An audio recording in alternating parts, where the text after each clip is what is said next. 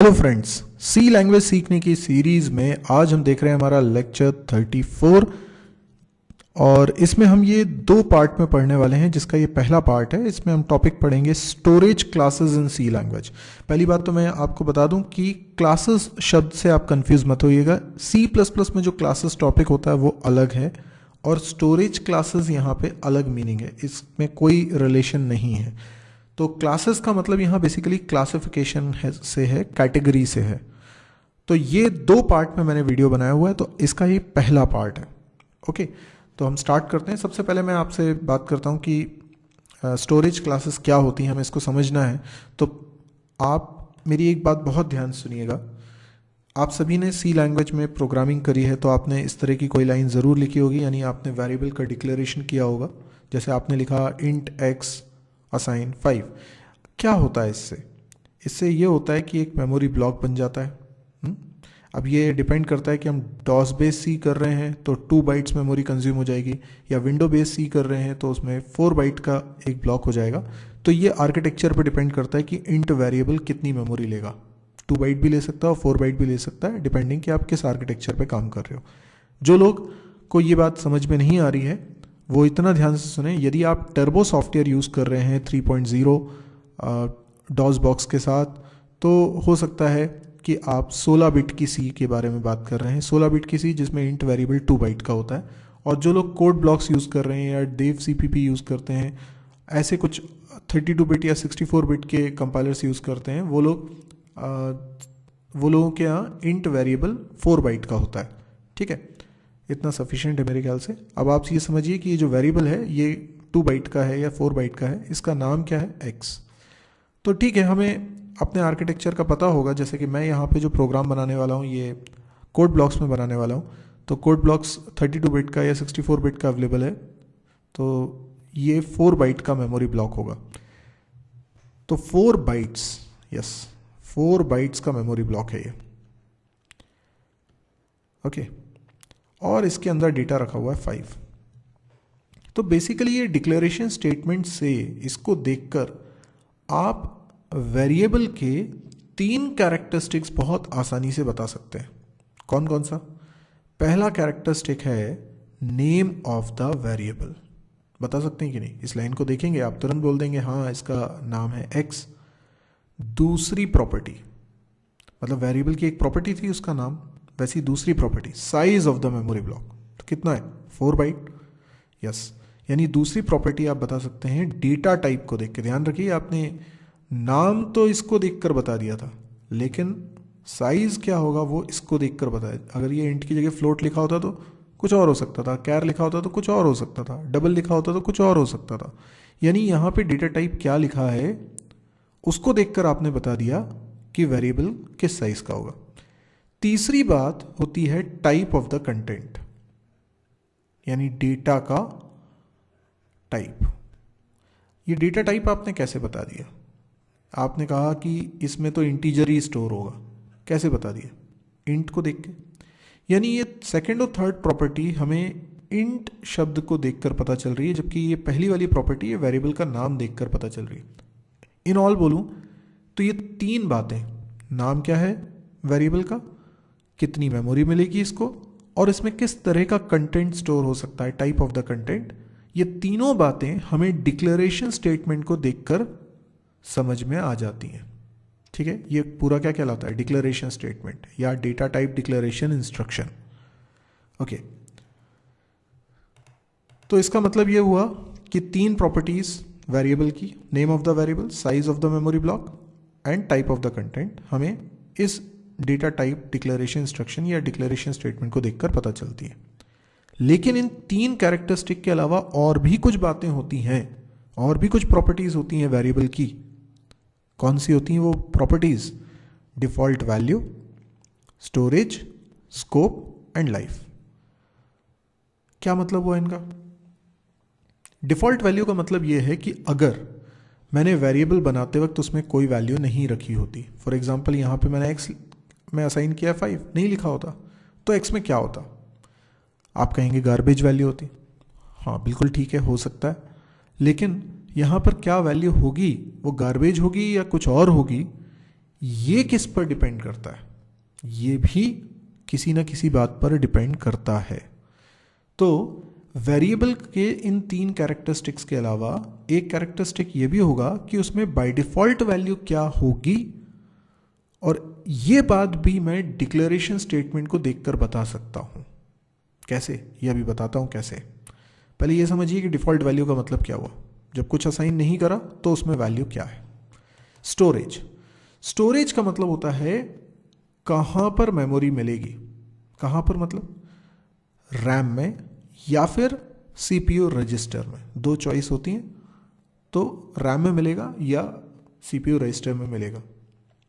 Scope, scope मतलब पूरे programme में ज़रूरी नहीं है कि वो वेरिएबल एक्सेसिबल हो। आप लोगों ने फंक्शन पढ़ा है, आपने देखा है कि फंक्शन के अंदर जो वेरिएबल बनता है वो उसी फंक्शन के अंदर से एक्सेस होता है, बाहर से नहीं होता। इसका मतलब ज़रूरी नहीं है कि आपने वेरिएबल बनाया है तो पूरे प्रोग्राम में हर कहीं से आप उसको एक्सेस कर पाए। तो स्कोप का मतलब होता है वो दायरा जहां से वेरिएबल को आप कर सकते हैं एक्सेस। लाइफ का मतलब होता है वेरिएबल बना मेमोरी में और डिस्ट्रॉय हुआ। बनने और डिस्ट्रॉय होने के बीच के समय को अपन लाइफ ऑफ द वेरिएबल बोलते हैं।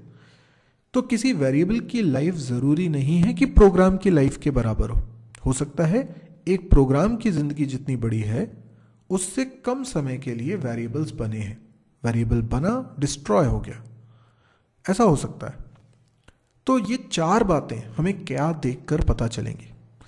तो मैं अगर आपसे ये कहूं कि हाँ, ये चारों प्रॉपर्टी भी मुझे डेटा टाइप डिक्लेरेशन इंस्ट्रक्शन देखकर ही पता चल जाती है। कौन सी 4 प्रॉपर्टी? अभी मैंने आपको बताया ना, रिकॉल करिए जरा, 4 प्रॉपर्टी कौन सी है।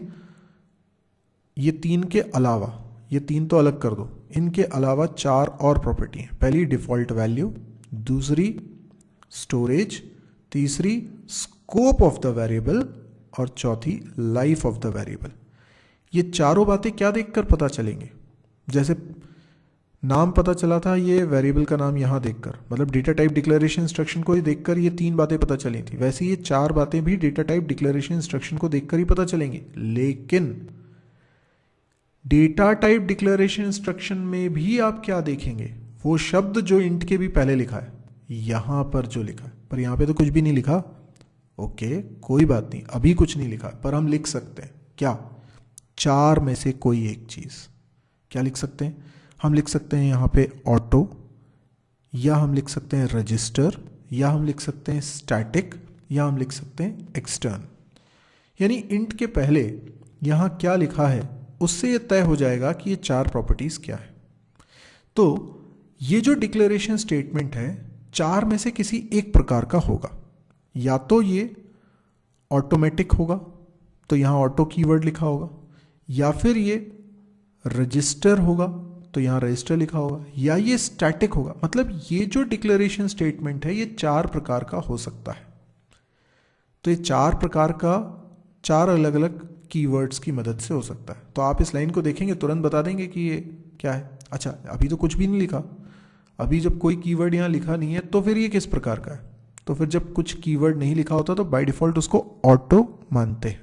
यानी यहाँ पे कीवर्ड भले ही मैंने ऑटो नहीं लिखा है, लेकिन आप ऐसा मान के चलिए कि बाय डिफॉल्ट भी ऑटो ही होता है।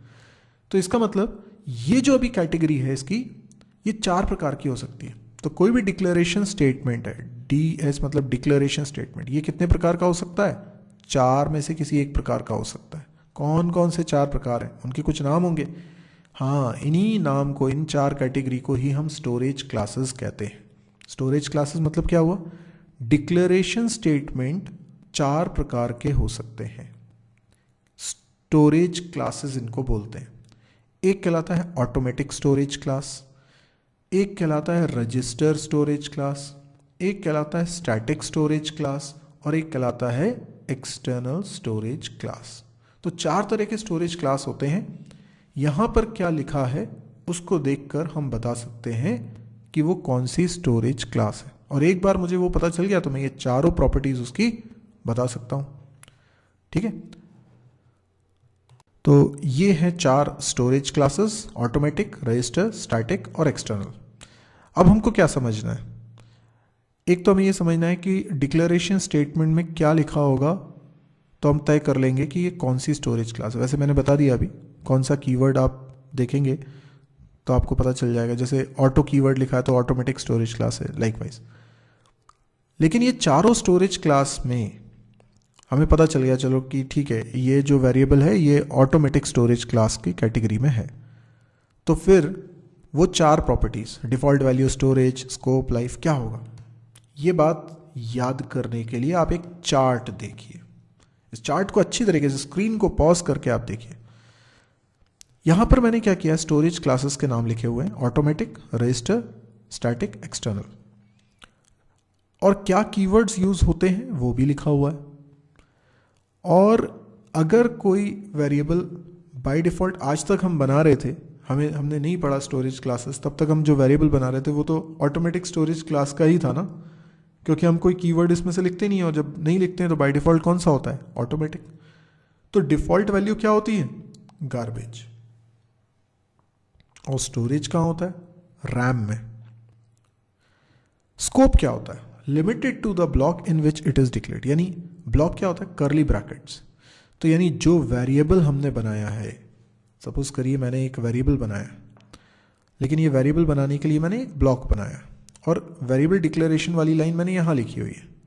तो क्या होगा, ये जो वेरिएबल मैंने बनाया लेट्स से एक्स नाम का, इसको केवल इस ब्लॉक के अंदर ही एक्सेस कर सकता हूँ, इसके बाहर नहीं।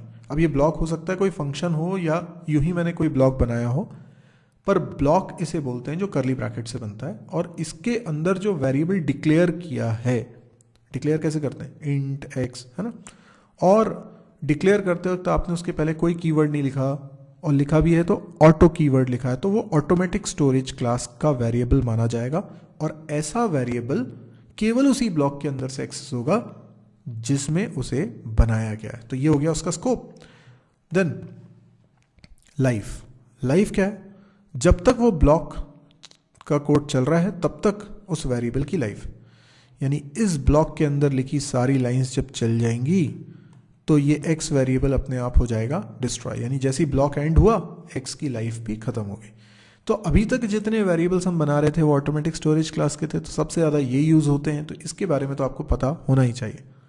तो जिस ब्लॉक में ये वेरिएबल बनते हैं उस ब्लॉक के लिए वो लोकल वेरिएबल हो जाता है, उस लोकेलिटी में ही केवल वो वेरिएबल यूज़ होता है। अब इसका कोई एग्जाम्पल भी हमको देखना है, तो चलिए एक छोटा सा प्रोग्राम बनाते हैं। प्रोग्राम बनाने के लिए यहाँ पर मैं एक नई एम्प्टी फाइल लेता हूँ, या फिर मैं एक पुरानी फाइल है मैं उसी को ओपन कर लेता हूँ, टेस्ट नाम की। तो test.c नाम से एक फ़ाइल बनी हुई है, मैं इसको ओपन कर लेता हूँ। और क्योंकि इसमें पहले से कुछ कोड नहीं लिखा, बहुत अच्छी बात है। तो अब मैं यहाँ पर कोडिंग करता हूँ। मैंने लिखा मेन, ठीक है, और मेन फंक्शन के अंदर कुछ कोड लिखूँगा, और मैं इसके अंदर एक वेरिएबल बना रहा हूँ x, और उसकी वैल्यू कर देता हूँ 5। ओके, अभी ये मैंने कोई स्टोरेज क्लास मेंशन नहीं करी है, तो by default automatic storage class. इसके बाद मैंने लिखा प्रिंट एफ में लिखता हूँ %d और \n, मतलब ये वैल्यू प्रिंट होने के बाद लाइन चेंज हो जाएगी, और लिख देता हूँ x। तो x की वैल्यू प्रिंट हो जाएगी, क्या प्रिंट होगा, 5। ओके, अब मैं यूं ही एक ब्लॉक लगा देता हूँ, कोई फंक्शन नहीं बना रहा, सीधे ब्लॉक लगा दिया मैंने, और इसके अंदर वेरिएबल बना दिया और उसका नाम भी x रख दिया। अच्छा, ये पहली बात तो ये पॉसिबल है, ठीक है, इस तरीके से हम लिख सकते हैं। और इसके अंदर वैल्यू मैंने रख दी 2। अच्छा, आप एक चीज़ ध्यान रखना, ये दोनों x अलग अलग है, ये जो बाहर x बना है ये अलग है, और अंदर जो x बना है ये अलग है। तो अब 2x है मेन फंक्शन के अंदर, लेकिन ब्लॉक के अंदर ब्लॉक है, ठीक है। एक तो मेन फंक्शन का ब्लॉक है जो यहाँ से स्टार्ट हो रहा है, यहाँ ख़त्म हो रहा है, और एक ये हमने बिना नाम का एक ब्लॉक बनाया हुआ है। तो सी लैंग्वेज में ऐसा कर सकते हैं, और हर ब्लॉक के अंदर आप वेरिएबल्स बना सकते हैं। तो जब ब्लॉक के अंदर वेरिएबल बनाया और मैंने यहाँ पे प्रिंट करवाया क्या, x की वैल्यू, अब क्या वैल्यू प्रिंट होनी चाहिए, ये मेरा सवाल है। थोड़ा सोचिए। देखिए क्या है ना कि जब ये printf चलेगा तो कंपाइलर को ये कन्फ्यूजन होना चाहिए कि भाई इस फंक्शन मेन के अंदर तो x नाम के 2 वेरिएबल हैं। ध्यान रखिएगा, 2 अलग अलग वेरिएबल हैं, एक में 5 एक में 2 रखा है, दोनों के नाम सेम है। अब एक ही फंक्शन में 2 वेरिएबल्स के नाम सेम हो नहीं सकते, ये गलत है। तो हमें लगेगा शायद एरर आएगी, पर एरर इसलिए नहीं आएगी क्योंकि दोनों अलग अलग ब्लॉक में, भले ही ये वाला ब्लॉक बाहर वाले ब्लॉक के अंदर आ रहा हो, लेकिन ये x का जो स्कोप है यहाँ से यहाँ तक। समझ में आई बात? मैंने कहा था स्कोप, वेरिएबल जिस ब्लॉक में डिक्लेयर्ड है उसके अंदर से वो एक्सेस हो सकता है, तो स्कोप उसका उस ब्लॉक के अंदर तक है। जबकि ये वेरिएबल का जो डिक्लेरेशन हुआ है वो इस ब्लॉक के अंदर हुआ है, तो इसका यूज केवल आप इसके अंदर कर सकते हो। पर यहाँ परेशानी ये है कि ये प्रिंटफ तो दोनों ब्लॉक में है ना, आप कहोगे अंदर वाले ब्लॉक में भी है और बाहर वाले ब्लॉक में भी है, इसीलिए इस प्रिंटफ को तो हक है कि ये दोनों एक्स को एक्सेस कर सकता है। बिल्कुल सही बात। जबकि बाहर वाला जो प्रिंटफ है वो अंदर वाले ब्लॉक में नहीं है, इसलिए वो तो 5 प्रिंट करेगा श्योर है, पर अंदर वाला क्या प्रिंट करेगा? तो एक रूल है, the variable which is more local will get preference, मतलब जो वेरिएबल ज़्यादा करीब का है उसे प्रेफरेंस मिलेगी। तो अगर यहाँ पे देखा जाए तो ये कोई एरर नहीं देगा, x की वैल्यू जब ये प्रिंट करेगा तो 2 प्रिंट करेगा, यानी अंदर वाले वेरिएबल को प्रेफरेंस देगा। हाँ, अगर अंदर वेरिएबल x नाम का होता ही नहीं, y नाम होता, तो x की वैल्यू ये क्या प्रिंट करता? 5 प्रिंट करता, क्योंकि इसको हक है बाहर वाले x को यूज़ करने का। हाँ, अगर अंदर भी वेरिएबल का नाम x है तो अंदर वाले को प्रेफरेंस देगा। ठीक है, अगर एक बार मैं इसके बाहर निकल जाता हूँ तो अंदर वाला x तो डिस्ट्रॉय हो जाएगा, क्योंकि उसकी लाइफ केवल तभी तक रहती है जब तक ब्लॉक चल रहा है। तो अब मैं अगर प्रिंट करवाता हूँ वैल्यू x की, तो क्या प्रिंट होगा? तो x की वैल्यू प्रिंट होगी 5, क्योंकि बाहर वाले x को ही ये यूज़ कर रहा होगा। अब एक बार इसको चला के और देखें, तब तो हमें तसल्ली होगी कि हमने सही बनाया कि नहीं बनाया। तो yes, build and run option को मैं सेलेक्ट करता हूँ, देखते हैं क्या आउटपुट आता है। ये देखिए आउटपुट जैसा कि हमने प्रेडिक्ट किया था, आप देख सकते हैं पहले वैल्यू आ रही है 5, फिर वैल्यू आ रही है 2, फिर आ रही है 5। यही तो होना चाहिए था ना, 5 2 5। बिल्कुल सही है। तो आपको समझ में आया ऑटोमेटिक स्टोरेज क्लास क्या है? ओके, अगली स्टोरेज क्लास है रजिस्टर। मैं इसी प्रोग्राम में भी करके आपको बता सकता हूँ चेंजेस। सपोज करिए मैंने एक वेरिएबल बनाया x और उसकी वैल्यू रख दी 4। ठीक है, अभी ये ऑटोमेटिक स्टोरेज क्लास, लेकिन मैं इसके पहले अगर रजिस्टर कीवर्ड लिख दूं तो ये कौन सी स्टोरेज क्लास हो जाएगी? Register storage class. क्या फ़ायदा होगा इससे? तो आप देखें सब कुछ वैसा ही है जैसा कि ऑटोमेटिक स्टोरेज क्लास में था। डिफ़ॉल्ट वैल्यू रैम में, स्कोप भी सेम है, लाइफ भी सेम है। ठीक है, अंतर है सिर्फ स्टोरेज में। स्टोरेज कहाँ होता है? CPU के रजिस्टर में। अच्छा, CPU के रजिस्टर में ऐसा इसलिए कर रहे हैं कि मान लीजिए कोई वेरिएबल जैसे x है, हाँ और भी वेरिएबल्स इसमें बने हुए हैं, हो सकता है मैंने कुछ लाइंस लिखी y assign x plus plus, फिर x प्लस प्लस, फिर मैंने एक लाइन लिखी x माइनस माइनस, फिर मैंने एक लाइन लिखी y असाइन x प्लस 5। मैं ये बोलना चाह रहा हूँ कि शायद x एक ऐसा वेरिएबल है जो कुछ ज़्यादा ही इस्तेमाल में आ रहा है। अच्छा, तो उससे नुकसान क्या है? तो एक कॉन्सेप्ट आपको समझना पड़ेगा। देखिए, जब भी हम अपना प्रोग्राम रन करते हैं सबसे पहले वो रैम में आता है। तो दिस इज़ रैम, और आपके प्रोग्राम को कुछ मेमोरी मिल जाती है। ये आपके प्रोग्राम को मिली मेमोरी है। ठीक है, नॉर्मली आपके प्रोग्राम में जो वेरिएबल्स हैं उनको मेमोरी रैम में यहीं पर मिलती है। ये कोई वेरिएबल है x और इसमें कुछ वैल्यू रखी होगी। आपके प्रोग्राम में इंस्ट्रक्शंस भी हैं जिनको रन होना है, और इंस्ट्रक्शन को रन करने की जवाबदारी किसकी होती है? प्रोसेसर की। प्रोसेसर को ही हम क्या बोलते हैं? CPU। CPU बोलें या प्रोसेसर बोलें, इसी के अंदर वो लॉजिकल सर्किट होता है ALU, जो हर तरह की इंस्ट्रक्शन को एग्जीक्यूट करता है। तो होता ये है कि एक एक इंस्ट्रक्शन यहाँ से जाती है प्रोसेसर के पास, जहाँ मेमोरी यूनिट है जिसमें होते हैं रजिस्टर्स। क्या होते हैं? रजिस्टर्स, जो छोटे छोटे मेमोरी डिवाइस हैं जिसमें एक एक इंस्ट्रक्शन स्टोर हो रही है। रजिस्टर बहुत सारे होते हैं, उन रजिस्टर में से एक खास रजिस्टर है जिसको हम इंस्ट्रक्शन रजिस्टर बोलते हैं, और उसमें इंस्ट्रक्शन जाकर स्टोर हो जाती है। तो एक इंस्ट्रक्शन कहाँ गई? इंस्ट्रक्शन रजिस्टर में। अब मान लीजिए इस इंस्ट्रक्शन में लिखा हुआ है x प्लस प्लस। अब x कहाँ है? तो x तो रैम में है, तो x की वैल्यू भी तो प्रोसेसर के पास आएगी, तभी तो ये कैलकुलेशन करेगा। तो होता ये है कि ये x की वैल्यू को हमें लाना पड़ता है प्रोसेसर के पास। ठीक है, ओके, कैलकुलेशन हो गया, ख़त्म बात। जो भी x में चेंजेस होना था वो यहाँ वापस से सेव कर दिए। अगली इंस्ट्रक्शन चली, उसमें फिर कुछ ऐसी इंस्ट्रक्शन लिखी है जैसे x+5 लिखा हुआ, तो x को फिर से यूज़ करना है, तो फिर से x की वैल्यू को कहाँ ले जाना पड़ेगा, प्रोसेसर के पास। यानी अगर x का बहुत ज़्यादा इस्तेमाल हो रहा है तो ये वैल्यू x की बार बार रैम से CPU पे जाएगी।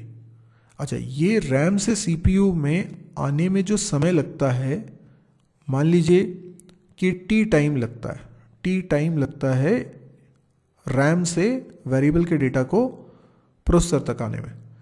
तो ये जो इंस्ट्रक्शन को एग्जीक्यूट करने के लिए ALU बना है, ये इंस्ट्रक्शन को हो सकता है कि t/100 या 10 कुछ मान लें, t/10 टाइम में एग्जीक्यूट कर देता है, यानी बहुत कम समय में एग्जीक्यूट कर देता है।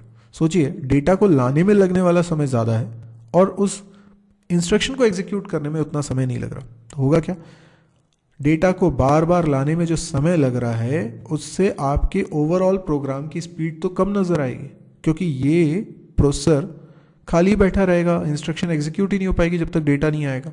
तो डेटा आने में समय ज़्यादा लग रहा है, जबकि प्रोसेसर की कैपेबिलिटी है कि वो जल्दी से उसे एग्जीक्यूट कर दे। तो सॉल्यूशन क्या है, सॉल्यूशन ये है कि अगर कोई वेरिएबल इतना ज़्यादा यूज़ में आ रहा है तो क्यों ना उस वेरिएबल को CPU रजिस्टर ही अलॉट कर दिया जाए। मतलब एक डेटा रजिस्टर इस वेरिएबल के नाम पर अलॉट हो जाए, तो डेटा मेरा रैम में ना स्टोर होके कहाँ स्टोर हो जाएगा, CPU रजिस्टर में। तो होगा क्या, हर बार जब इस वेरिएबल की वैल्यू को यूज़ करना है तो उसे रैम से नहीं लाना पड़ेगा, वो रजिस्टर में ही रखी होगी, तो वो टाइम सेव हो जाएगा, जो टाइम रैम से CPU में लाने में डेटा को लग रहा था। तो अब इससे क्या होगा, हमारे ओवरऑल प्रोग्राम की स्पीड बढ़ गई। लेकिन ये तभी तो फायदेमंद है जब हम उस वेरिएबल को रजिस्टर दिलाएं जो वेरिएबल प्रोग्राम में कुछ ज़्यादा ही इस्तेमाल में आ रहा हो, वरना कोई फ़र्क हमें समझ में नहीं आएगा। खैर, ये तो आपको समझ में आ गया कि रजिस्टर कीवर्ड जब आप यूज़ करते हैं तो रजिस्टर स्टोरेज क्लास होती है, और रजिस्टर स्टोरेज क्लास होने से मेमोरी वेरिएबल को रजिस्टर में मिल जाती है। लेकिन कुछ शर्तें इसके साथ हैं। आप जब कोई वेरिएबल बनाते हैं और बनाते वक्त रजिस्टर कीवर्ड लिखते हैं तो ये कोई गारंटी नहीं है कि रजिस्टर आपके इस वेरिएबल को मिल जाएगा। It depends on various parameters, one of them is whether registers are available और नॉट। अगर रजिस्टर अवेलेबल नहीं है उस समय, किसी और पर्पज से यूज़ हो रहे हैं, तो भी आपको नहीं मिलेंगे। यदि आपका ये वेरिएबल इन टाइप का ना होके इससे हायर टाइप का है, जैसे डबल टाइप का है, लॉन्ग टाइप का है, तो ऐसे टाइप को भी रजिस्टर अलॉट नहीं होता। यानी रजिस्टर अलॉट होता है जनरली इंट या कैर के लिए, बड़े डेटा टाइप्स के लिए रजिस्टर अलॉट नहीं होता। भले ही आपने रजिस्टर कीवर्ड लिखा हो, तो वो क्या होगा, वो अपने आप उसको ऑटोमेटिक स्टोरेज क्लास में कन्वर्ट कर देगा। मतलब रजिस्टर में मेमोरी देने की बजाय वो रैम में दे देगा। अच्छा, हमें इस बात का पता भी नहीं चलेगा कि उसने जगह रैम में दी है कि रजिस्टर में दी है। हम तो ये मान के चलते हैं कि रजिस्टर में जगह मिल गई होगी और प्रोग्राम स्पीडली चल रहा होगा, जबकि इसकी कोई गारंटी नहीं है। लेकिन फिर भी हमें जो हमारे हाथ में है वो हम कर सकते हैं, हम रजिस्टर लिख सकते हैं। तो हम रजिस्टर कीवर्ड लिख देते हैं, लेकिन उन वेरिएबल्स के लिए जो ज़्यादा इस्तेमाल में आने, इससे हमारा प्रोग्राम थोड़ा स्पीड अप हो जाता है। तो आई होप रजिस्टर का मतलब तो आपको समझ में आ गया होगा। Okay, what next is static storage class and external storage class. अब इन दोनों स्टोरेज क्लास के बारे में हम अपने अगले पार्ट में देखेंगे। यदि आपको ये वीडियो पसंद आया हो तो आप इसे लाइक करिए। यदि आपको लगता है कि इस तरह के और वीडियोस देखने में आप इंटरेस्टेड हैं तो आप इस चैनल को ज़रूर सब्सक्राइब करिए, जिससे कि आपको जब भी कोई नया वीडियो मैं अपलोड करता हूँ तो उसकी जानकारी तुरंत मिल जाए। आप मेरी वेबसाइट को ज़रूर विजिट करिए www.mysirji.com। इस वेबसाइट पर आपको मेरे सारे वीडियोज़ के लिंक बहुत ही ऑर्गेनाइज्ड मैनर में मिलेंगे, सब्जेक्ट वाइज मिलेंगे और एक सीक्वेंस में मिलेंगे कि आपको किस सीक्वेंस में वीडियोज़ को देखना चाहिए। तो C++, जावा, PHP, data structure, DBMS, programming exercise या कैंपस प्रिपरेशन, इस सबके वीडियोस आपको इस साइट पे मिलेंगे। तो इस साइट को ज़रूर देखिए। और मैं डेली वीडियोस अपलोड कर रहा हूँ तो उसमें कंटेंट बढ़ता ही जाएगा। इसके अलावा आपसे एक रिक्वेस्ट ये थी कि ये वीडियो हिंदी में है तो बहुत लोगों को काम आ रहे हैं। बहुत फीडबैक मुझे ऐसा मिल रहा है कि इस तरह की वीडियोस की काफ़ी कमी थी इंटरनेट पे, तो किसी कारणवश स्टूडेंट्स नहीं पढ़ पाते हैं। क्यों? क्योंकि हो सकता है उन्हें इंग्लिश में ठीक से समझ में नहीं आ रहा है, या उन्हें अच्छी बुक्स नहीं मिल पाती हैं, या पढ़ने के जो संसाधन होने चाहिए वो उन्हें नहीं मिल पा रहे हैं किसी भी वजह से। तो ये वीडियोस आसानी से वो लोग देख सकते हैं क्योंकि ये फ्री ऑफ कॉस्ट है और ये हिंदी में है। तो अगर आपको लगता है कि यूज़फुल है तो हम एक बहुत ही अच्छा काम ये करना चाह रहे हैं कि ये वीडियोस को जितना हो सकता है स्प्रेड करिए, क्योंकि कई बार ऐसा होता है कि लोगों में कैपेबिलिटी होती है लेकिन चीज़ें वो समझ ही नहीं पा रहे हैं, सीख ही नहीं पा रहे हैं, तो वो आगे बढ़ ही नहीं पाते और उन्हें अपनी लाइफ में कॉम्प्रोमाइज़ करना होता है। तो अगर उनको चीज़ें समझ में आने लगेगी तो उनके अंदर का असली इंसान जो बहुत कैपेबल है वो बाहर आ पाएगा। तो अगर हम इतनी मदद लोगों की करना चाहते हैं तो आपको सिर्फ इतना करना है कि इस वीडियो को अपने फेसबुक वॉल पे शेयर कर दीजिए, ज़्यादा से ज़्यादा लोग इसको देखें और वो आगे स्प्रेड करें। इससे ये एजुकेशन फ्री ऑफ कॉस्ट हर जगह पहुंच जाएगी। Thank you.